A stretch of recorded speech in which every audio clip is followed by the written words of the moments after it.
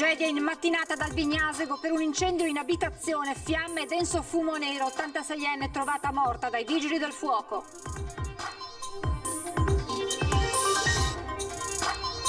Bassano sotto shock per la vicenda di una coppia di fidanzatini quindicenni che avevano progettato nei minimi dettagli di uccidere i genitori di lei, i due bloccati in tempo dai carabinieri.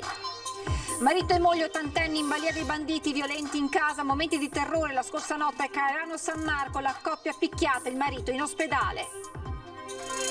Elezioni comunali, il turno di ballottaggio premia Lega e centrodestra, Stefano Marcon si conferma sindaco di Castelfranco, Florio Favero nuovo primo cittadino di Portogruaro. Studenti positivi, scatta in Veneto l'operazione tamponi rapidi, sanità in azione al Cerletti di Conegliano e all'Itis Fermi di Bassano. Il nuovo DPCM in discussione in Consiglio dei Ministri, tra le misure anche la mascherina obbligatoria all'aperto, ma secondo l'immunologa dell'Università di Padova, Antonella Viola, la priorità sono i controlli. 5 milioni di euro per trasformare il tennis club Zambon nell'Adriano Panatta Racket Club, presentato a Treviso il progetto, non solo campi, anche 3 palestre, un centro benessere e una club house con ristorante e piscina. Buonasera, ben ritrovati con l'edizione regionale dei telegiornali di Antenna 3, questi dunque i titoli, ma apriamo subito facendovi vedere il sondaggio che vi proponiamo questa sera, lanciato già nella diretta di questa mattina. La domanda che vi sottoponiamo è questa: mascherine obbligatorie all'aperto, sapete che è una delle possibili misure che saranno adottate dal governo nel prossimo DPCM in pubblicazione in Gazzetta Ufficiale mercoledì. Ebbene, vi chiediamo giusto o sbagliato. Se la risposta per voi è sì, il numero da fare è lo 0422 1626 691, se la risposta è no, il numero da fare è lo 0422 1626 690. La chiamata è gratuita, è sufficiente fare uno squillo perché la telefonata venga automaticamente registrata. È il risultato del sondaggio questa sera nel corso di Ring in onda su Antenna 3 a partire dalle 21:15. Passiamo adesso alla cronaca con la tragedia che si è consumata oggi ad Albignasego in provincia di Padova. Una 86enne è morta nel rogo della sua abitazione. Tutti su culo, è incallato tutti su culo già per non riesci a vedere. Si commuove Anna, la donna che ha cercato di soccorrere Cesarina Minozzi, 86enne, morta nel rogo del suo appartamento in via Sant'Eurosia ad Albignasego. L'incendio è divampato verso le 10:30 di lunedì mattina nei locali sopra il Bar Stella, di proprietà dell'86enne, ma gestito da qualche anno proprio dalla signora Anna. Quando ha notato il fumo nero uscire dalla casa della signora Minozzi, ha provato ad entrare, ma è restata sopraffatta dalla coltre nera e densa. C'è tutti su culo, vedete solo minestre, sono chiaro, apre minestre, chiamo mia figlia e chiamo. Lanciato subito l'allarme, sul posto sono arrivati i vigili del fuoco e i carabinieri che, entrando nella casa invasa dal fumo, hanno trovato il cadavere della donna. Sono in corso accertamenti per scoprire la natura del rogo, anche se il cortocircuito resta l'ipotesi più accreditata. Restiamo ad Albignasego perché questa mattina c'è stato anche un incidente mortale a pochi metri, quasi in contemporanea all'incendio. In abitazione è costato la vita ad un 86enne. La vittima dell'incidente stradale è un 84enne di Maserà travolto mentre stava correndo in sella alla sua bicicletta. L'urto, la bicicletta che sbatte contro il parabrezza e poi viene sbalzata violentemente sull'asfalto. Tragedia questa mattina ad Albignasego lungo via Roma all'altezza del confine con la frazione di Carpanedo. Un 84enne residente a Bertipaglia di Maserà è rimasto vittima di un incidente. L'uomo Luigi Chiodetto è morto nell'impatto violento contro un'auto. L'anziano stava percorrendo via Roma in bicicletta quando, per cause ancora al vaglio della polizia locale, è stato urtato dalla dall'auto guidata da un 25enne del posto. Nell'impatto il ciclista è stato sbalzato a terra ed è morto per i traumi subiti. Sul posto sono intervenuti anche i sanitari del 118 che hanno tentato di rianimarlo, ma per l'uomo non c'è stato nulla da fare. La polizia locale intervenuta sul posto ha temporaneamente chiuso il tratto di strada per i rilievi per chiarire la dinamica della tragedia. E un altro incidente mortale è accaduto nel pomeriggio sull'autostrada A4 Venezia-Milano tra i casali di Soave e Verona Est. All'altezza di Lavagno, nel veronese, un'automobile è stata tamponata da un'auto e il violento impatto è stato fatale all'automobilista che ha perso la vita. L'incidente ha causato anche pesanti disagi con oltre 5 km di coda nella carreggiata in direzione Milano. E adesso una notizia shock che arriva da Bassano del Grappa, dove 2 minori avevano progettato insieme di uccidere i genitori della ragazza, ma sono stati fermati in tempo. Ricordano Erika e Omar di Novi Ligure, la coppia di fidanzatini che qui a Bassano progettava di uccidere i genitori nel sonno. Il fatto è cominciato ancora nel mese di luglio. I 2 minori al centro della terribile vicenda si scrivevano anche via web, arrivando a studiare nei dettagli l'omicidio dei genitori, iniziando proprio dalla madre della ragazza. È a quel punto che dei messaggi si accorge un amico coetaneo dei fidanzati. Dapprima non ci fa caso, ma quando i messaggi diventano più precisi e circostanziati, il ragazzo sente che qualcosa non va. Nei messaggi si parla di come ammazzare la madre nel suo letto mentre dorme con un cuscino, poi si arriva a scrivere che forse c'è bisogno di un lungo coltello, insomma particolari che fanno rabbrividire e che diventano via via sempre più delineati. L'amico dapprima ci pensa su, ma poi capisce che quello non è un gioco, chiede aiuto. Immediatamente vengono allertate le forze dell'ordine, i carabinieri del comando compagnia di Bassano scattano le indagini fino a capire senza ombra di dubbio che c'è la vera intenzione di agire. È a quel punto che i ragazzi vengono stoppati, avvisati i genitori che dapprima credono ad una bravata fino a capire che davvero avrebbero agito come nessuno mai si aspetterebbe da un figlio. In questo momento, come ci ha confermato il comandante Filippo Alessandro, lo stato delle indagini è fermo in attesa delle disposizioni della procura per i minori, mentre i protagonisti di quello che sarebbe potuto essere un efferato omicidio sono seguiti dagli esperti.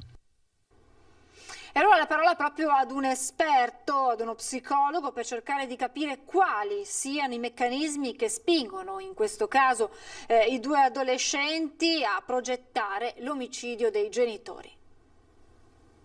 Dottore, come si può arrivare a progettare di ammazzare membri della propria famiglia?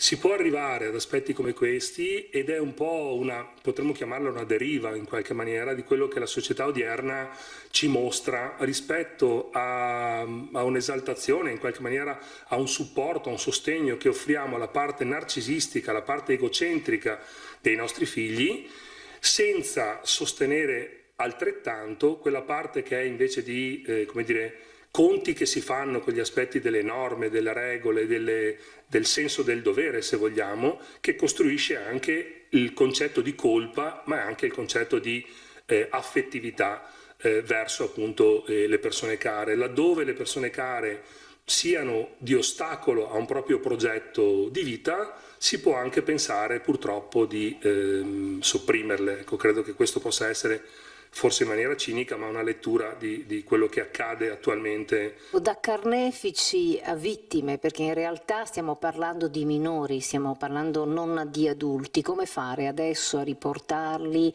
in un percorso di rieducazione? La domanda è importante, interessante, e qui si entra più direttamente nello specifico. La mia considerazione di prima era appunto generale, non assolutamente di giudizio su quello che in maniera dettagliata e specifica è appunto successo, ma di questi 2 ragazzi è importante ora occuparci, perché credo che un processo di, appropriazione, consapevolezza di quello che stava succedendo è, credo, la chiave terapeutica, insomma, di quello che è la chiave terapeutica dell'aiuto da offrire a questi ragazzi. È indispensabile lavorare assolutamente su questo. Aggrediti nella loro camera da letto, picchiati e derubati, vittima una coppia di anziani ottantenni la scorsa notte nel Trevigiano a Caerano San Marco. Il marito finisce in ospedale con una profonda ferita alla testa. Il racconto shock della moglie. Un incubo che si trasforma in realtà e che ha il volto di due rapinatori senza scrupoli, pronti a tutto. È da poco passata mezzanotte, i coniugi Durante sono a letto nella loro abitazione a poche centinaia di metri dall'albergo e dal ristorante che gestiscono con il figlio. Il marito, Renzo, 82 anni, fatica a dormire. All'improvviso vede due persone. Lui poi parlerà di un uomo e una donna, completamente vestita di nero, con un passamontagna a coprire il volto, entrare nella camera. Giuliana, che nei ladri. Mamma, insomma, gli ha saltato addosso a mio marito, robe che non creda. La signora Giuliana tenta di proteggere il marito, mettendosi tra lui e i rapinatori. Ancora sta addosso che incammina mio marito a salvarlo. Ho cercato di salvarlo, mi appugnala anche a mia, qua la sua testa e la spalla, qua mai mi allontanava. Alla fine i due riescono nel loro obiettivo, strappare dal polso dell'anziano l'orologio in oro prima di scappare. A terra resta Renzo Durante con una profonda ferita alla testa provocata da un oggetto contundente. Ha perso tanto perché ha sangue, ma non che dice quanta. Un sugaman pieno e dopo non che dice in giro quanta sangue. Passato lo shock iniziale, la signora Giuliana non ci pensa su due volte e corre all'ospedale di Montebelluna con il marito. Tu c'è per la macchina e sono partita in ospedale addirittura. I medici medicano subito la ferita a Renzo Durante, tenuto in osservazione in via precauzionale per tutta la giornata, anche per i suoi problemi di salute, e sottoposto a 2 TAC. In serata l'anziano dovrebbe essere dimesso. Nessuna ferita fisica invece per la moglie Giuliana, profonde però quelle psicologiche. Ho tolto un po' dei calmanti perché non dormivo niente stanotte, non dormivo niente veramente, va. Ho fatto passeggiate e basta. Tanta paura, tanta, guarda. Secondo i familiari della coppia, i due banditi sapevano dell'esistenza di quell'orologio e che Renzo Durante lo portava sempre al polso. Questo spiegherebbe perché si siano accaniti subito su di lui. Ora le indagini sono affidate ai carabinieri del nucleo operativo di Montebelluna che nei prossimi giorni ascolteranno l'anziano aggredito. Siamo alla politica con l'esito dei ballottaggi in Veneto, 2 i comuni interessati, Castelfranco e Portogruaro. Allora andiamo subito nel comune trevigiano, a Castelfranco, dove il sindaco uscente Stefano Marcon si riconferma alla guida della città per i prossimi 5 anni. Marcon, candidato del centrodestra, ottiene il 58,68% delle preferenze sullo sfidante, il candidato del centrosinistra Sebastiano Sartoretto con il 48,32% delle preferenze. L'affluenza si è fermata al 47,24%, in calo rispetto al primo turno. Spostandoci in provincia di Venezia, a Portogruaro, invece, anche qui invece vince il candidato del centrodestra Flavio Favero con il 55,01% dei voti. Sull'avversario il candidato del centrosinistra Stefano Sant'Andrea che si ferma al 44,99%. L'affluenza qui è un po' più alta rispetto a Castelfranco del 52,53%. Parliamo adesso di emergenza coronavirus e diamo subito un'occhiata alla tabella, al report di Azienda Zero con i dati relativi al pomeriggio. In Veneto si registrano 73 casi positivi in più rispetto al bollettino della mattinata. Nelle ultime 24 ore nella nostra regione sono 226 i casi positivi in più. Resta stabile il numero delle terapie intensive, mentre rispetto alla mattinata si registrano 13 nuovi pazienti ricoverati nelle aree non critiche degli ospedali del Veneto. E dopo la positività riscontrata in uno studente del Cerletti, oggi scattano i tamponi rapidi in classe. Dunque, dopo l'ordinanza del governatore Zaia, oggi squadre dei sanitari che entrano nelle aule per sottoporre i ragazzi ai tamponi rapidi. Intorno a mezzogiorno e mezzo è arrivata squadra, gli operatori ULSS per effettuare questi test. Chiaramente non avendo ancora la liberatoria scritta da parte dei genitori, li abbiamo chiamati, abbiamo chiamato tutte le famiglie per avere al telefono e poi trascritto in un fonogramma il loro consenso. C'è stata la massima collaborazione da parte di tutti. In poco meno di 3 ore sono stati quasi 30 i tamponi effettuati al Cerletti. Di Conegliano 16 studenti e circa 10 insegnanti, compresi alcuni collaboratori e la stessa dirigente. È stata lei ad allertare l'ULSS di prima mattina dopo aver avuto la conferma della positività di un allievo che nella giornata di venerdì aveva accusato i primi sintomi. Da qui l'immediato isolamento della classe, con i ragazzi invitati a indossare la mascherina anche al banco in attesa della squadra anti-Covid dell'ULSS. I ragazzi hanno affrontato questa prova, questa esperienza con grande serietà, un po' di un pizzico di preoccupazione, però anche con grande sollievo quando, insomma, dopo aver saputo l'esito del test, sono usciti da scuola e se ne sono tornati a casa. Una prima volta quindi per questa nuova modalità operativa Made in Treviso. Per quanto riguarda la scuola, come vedete adesso siamo partiti, se questo meccanismo di arrivare in loco e fare i tamponi rapidi, antigenici subito, ci darà la possibilità di evitare il lockdown della scuola. Scuole che risultano sorvegliate speciali, che a oggi contano 12 positivi nel distretto di Treviso, 6 in quello di Asolo, 7 nel distretto di Pieve di Soligo. In settimana poi è previsto un incontro con pediatri e medici di base, ma l'attenzione è rivolta anche alle case di riposo. Lo dico a voce sommessa. Nelle case di riposo sta andando bene, abbiamo ridotto il numero degli ospiti contagiati, tant'è che siamo passati da 58 a 28. E un nuovo drive-in diventerà presto operativo alla cooperativa Tognolo di Conscio a Casale sul Sile, area che sarà allestita con container e capannoni. Dal 14 di ottobre, 14-15 adesso, partiremo col nuovo punto che farà da circa 350-400 tamponi al giorno, quindi andremo a sgravare Treviso e per cui la gente farà meno coda. Stessa cosa all'ITIS Fermi di Bassano, dove era risultato positivo uno studente. In mattinata eseguiti su compagni di classe e docenti tamponi rapidi. Uno studente positivo e all'ITIS Fermi scatta l'operazione tamponi rapidi. Coinvolti una classe dell'istituto, 25 alunni in tutto, 7 docenti e un tecnico di laboratorio. Collaborative tutte le famiglie. Tutti i genitori hanno dato il consenso, i ragazzi si sono presentati questa mattina alle ore 11 quando l'ASL aveva dato la convocazione, hanno consegnato il foglio firmato. Risultati confortanti e sospiro di sollievo in tempi rapidissimi. Negativi tutti i test rapidi eseguiti nell'area Covid dell'ITIS Fermi in mattinata dall'ULSS 7. Per i ragazzi fino all'esito del tampone, esonerati dalle lezioni, in partenza la didattica a distanza per scelta di istituto, dato il numero di lezioni di laboratorio previste dal curriculum di studi. Questo è il primo caso. E comunque come organizzazione didattica già da subito come decisione dell'istituto approvata poi dagli organi collegiali è stata fatta da subito la scelta di ridurre a rotazione il numero di ragazzi presenti a scuola, sviluppando la didattica digitale integrata in maniera sincrona o asincrona secondo anche il modello indicato dall'ufficio scolastico regionale. Un terzo dei ragazzi sono già a casa durante i giorni normali di lezione, eccezione fatta per le classi prime. Importante in ogni caso la riapertura delle scuole, conferma il dirigente. Era importante perlomeno provare a ritornare alla normalità.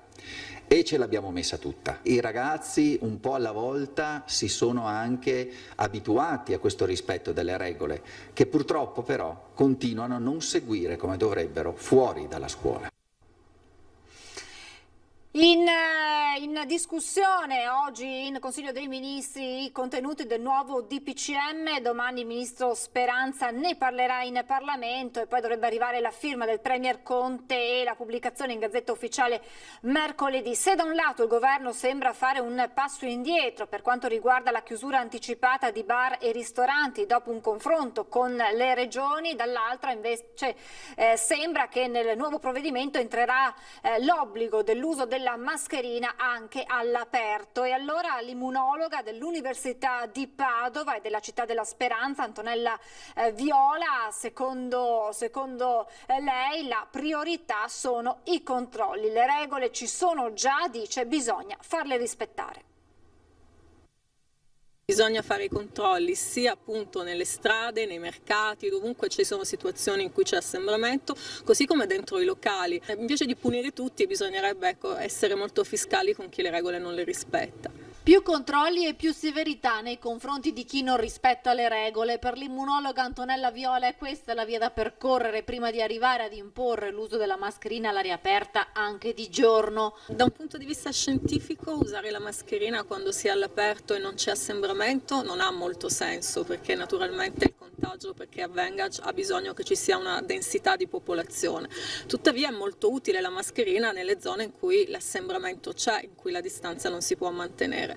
Quindi questo è quello che dice la scienza. Poi la decisione politica: se non si riesce a far rispettare la regola che già c'è e che dice che la mascherina va utilizzata anche all'aperto ogni volta in cui non c'è possibilità di distanziamento, ma si pensa che sia più semplice far applicare una regola generale dicendo mascherina per tutti, va bene, ne prendiamo atto. Però onestamente sarebbe meglio far rispettare le regole e lasciare alle persone che vogliono farsi una passeggiata nel parco in solitaria la possibilità di farlo. Certo, stiamo vivendo una fase delicata, l'impennata dei contagi, l'arrivo dell'autunno. Per questo i controlli devono essere massicci e soprattutto ci deve essere il buon senso della gente. Se ci troviamo ad una fermata dell'autobus e ci sono assembramenti, la mascherina va usata, così come in un mercato, in una piazza affollata dove il distanziamento non si riesce a mantenere, dice la professoressa Viola. Noi abbiamo avuto un primo salto durante agosto, no? In cui il numero dei contagi si è alzato, ci siamo tutti allarmati, ma poi si è mantenuto abbastanza stabile,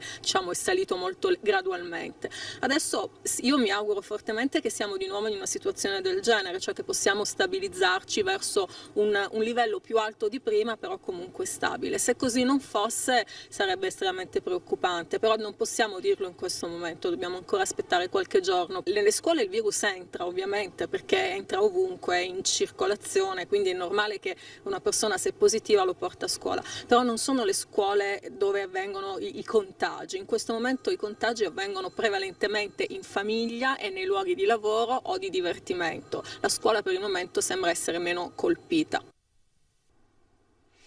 Voltiamo pagina, andiamo a Treviso, dove questa mattina in municipio è stato presentato il nuovo tennis club ideato dall'ex campione di tennis Adriano Panatta. 5 milioni di euro. A tanto ammonta l'investimento per trasformare il tennis club Zambon nell'Adriano Panatta Racket Club. 3,5 ettari di Viale Medaglie d'Oro che diventeranno 8 campi da tennis, di cui 4 coperti, 4 campi da padel aperti e 3 coperti, 2 palestre per l'attività fisica, una spa e centro benessere da 450 metri quadri e una clubhouse con ristorante, bar e piscina.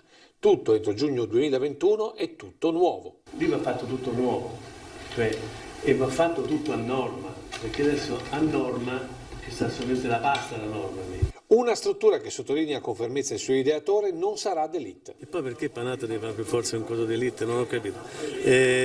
No, sarà un posto molto bello, molto efficiente, che la maggior parte delle persone possono tranquillamente permetterselo. Sarà con le quote di mercato, non è che faccia una cosa che pochissimi possono accedere, ci mancherebbe altro. Centro per tutti, dove ci sarà scuola di tennis per adulti ma soprattutto per bambini, dove si potranno scoprire i campioni di domani. Dato che faremo una convenzione comune che una volta al mese, metti caso, portiamo i ragazzini delle scuole a farli provare a giocare a tennis, e vedo che c'è qualcuno che ha facilità, che ha talento, sicuramente me ne accorgo, e se non ha le possibilità lo faremo giocare uguale. A sostenere l'investimento di Panatta e Philippe Donnet, amministratore delegato delle Generali, Banca Ifis, che ha anche condiviso l'idea del sostegno economico ai campioni di domani. Noi ben volentieri, come facciamo già in altri sport e in altre situazioni, daremo una mano per farli crescere. Banca dedicata alle imprese, che crede nella Marca e nel Veneto come punte del rilancio complessivo dell'Italia del post-Covid. Se non ci saranno altri lockdown,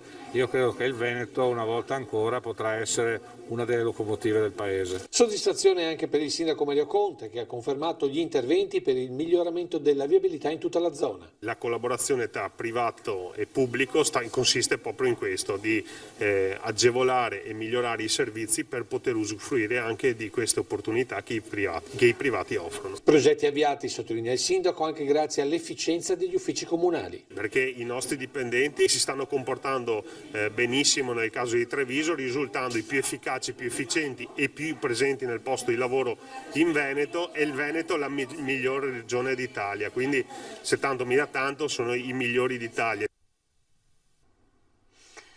Prima di chiudere vi ricordo il nostro sondaggio, vi abbiamo chiesto sull'obbligo delle mascherine anche all'aperto che potrebbe essere introdotto nel prossimo DPCM, se siete d'accordo, se per voi è giusto o sbagliato, i numeri da chiamare per rispondere li vedete in sovrimpressione, l'esito del sondaggio questa sera all'interno di Ring in onda, in prima serata a partire dalle 21:15, ospiti Federico Caner della Lega, Giordano Riello imprenditore, poi Luigi Susin di Fratelli d'Italia, il senatore Andrea Ferrazzi del Partito Democratico, Marco Bonet del Corriere del Veneto e Cinzia Zincone, provveditore alle opere pubbliche di Venezia, naturalmente per parlare anche di Mose. È davvero tutto, vi lascio come sempre le previsioni del tempo, grazie per averci seguito e buona serata.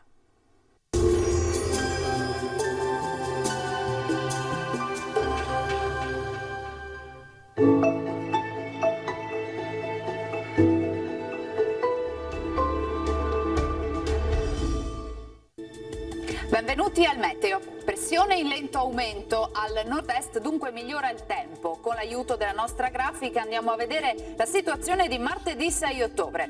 Sul Veneto nella prima metà di giornata cielo sereno o poco nuvoloso, locali nebbie sulla pianura e nelle valli prealpine. Tra il pomeriggio e la sera nuvolosità in aumento, ma sarà bassa la probabilità di piogge, se non per isolati piovaschi sui rilievi.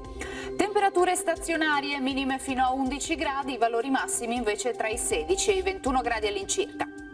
Ci spostiamo ora sul Friuli Venezia Giulia, dove inizialmente avremo un ampio soleggiamento, poi qualche addensamento e non si escludono nemmeno dei rovesci. Temperature minime tra 11 e 14 gradi, massime invece sui 18-20 gradi. Infine uno sguardo al Trentino Alto Adige, bel tempo con sole prevalente, più nubi col passare delle ore, ma in genere senza conseguenze degne di nota. Temperature minime sugli 8 gradi, massime invece sui 17-18 all'incirca. Dal meteo di Antenna 3 per ora è tutto, grazie per l'attenzione e arrivederci al prossimo aggiornamento.